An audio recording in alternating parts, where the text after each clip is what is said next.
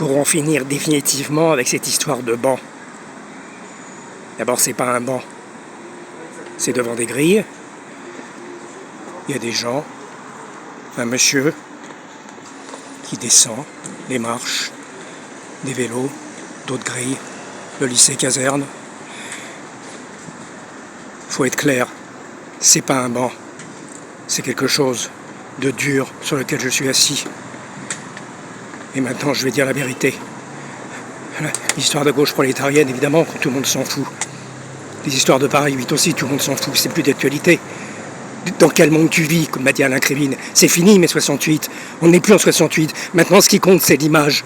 L'image. Mais quelle image? C'est là où j'ai pleuré. Enfin, est-ce que j'ai pleuré? Oui, j'ai pleuré. Parfois, je pleure. Parce qu'elle est partie. Mais c'est pas elle qui est partie. C'est terrible, tous ces gens qu'on voit un jour et qu'on ne voit plus. Où est-ce qu'ils sont? Où est-ce qu'ils partent? Pourquoi ils s'y reviennent pas?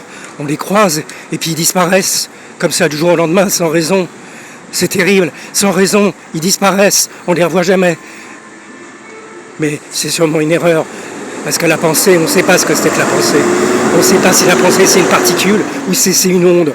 Alors, peut-être qu'ils ne sont pas disparus, peut-être qu'ils sont là, mais parce que ce qui a été et sera pour toujours. Vous comprenez? Oui, je ne parle pas de la gauche prolétarienne, là. Vous comprenez? J'espère que vous comprenez ce que je veux dire. Vous voyez ce que je veux dire. Voyez. Alors, moi, ce que j'essaye de faire, quand il y a un acte collectif, comme il y a eu cette rencontre avec les viticulteurs, les fils des viticulteurs et les prédélinquantes, à ce moment-là, il y a un acte collectif, il y a quelque chose qui se passe, la pensée enfin s'arrête, je n'ai plus peur, la pensée s'arrête, il n'y a plus de grille, j'ai plus raison de pleurer parce qu'ils sont là, ils sont avec moi, et on ne sait pas pourquoi ils sont là, voilà, c'est ça qui est beau, on ne sait pas, il n'y a pas de but, ils sont là parce qu'ils sont là, et c'est tout, c'est la seule raison. Pourquoi il faut toujours trouver une raison à ce que les gens soient là? Parce que dire qu'on aime, c'est déjà un mensonge, parce que dire, montrer, c'est pas la pensée, c'est l'image que les gens veulent, l'image que après tout, ils courent tous après l'image de marque. C'est pour ça qu'ils veulent une société nationale avec des nations, parce que comme ça c'est une image, voilà, c'est clair, une image. Alors, je suis lucide, bien sûr.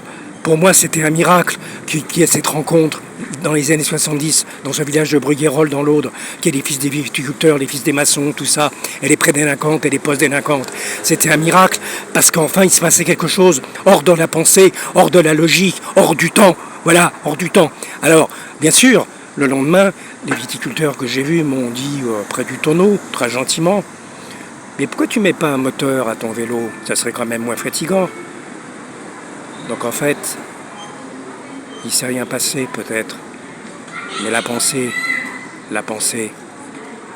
elle existe.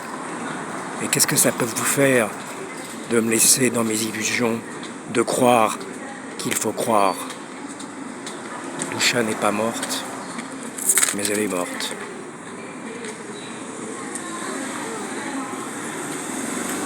Je crois que je vous aime.